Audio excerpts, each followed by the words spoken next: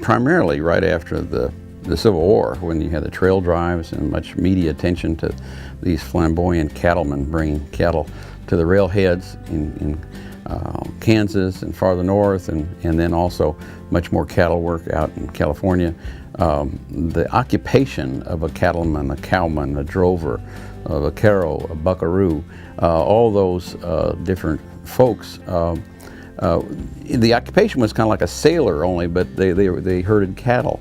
But then with all the media attention, it became such a colorful figure, and one that they thought was so American. So that is an interesting transition from just an occupation to one that kind of developed into an iconic image. It kind of became codified in the literature and on the covers of the dime novels through time.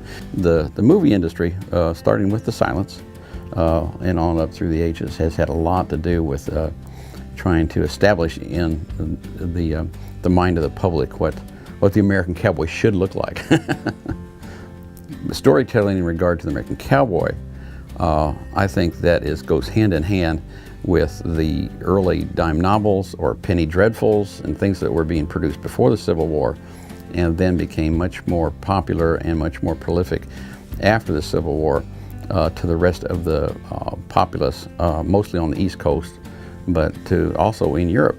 And when you started having novelists and writers over there talk about the exciting things that were happening in the American West. And so what those were, they would take acquaintances or stories that would come back, filter back to the writers in those areas, or writers like Samuel Clemens would go on trips to, Mark Twain, and he would come back and he would tell the story of, the things he'd seen in the West, and on this trip out for the gold fields and things like that. So did the stories get embellished? Of course they did. Otherwise, you got to make a story interesting.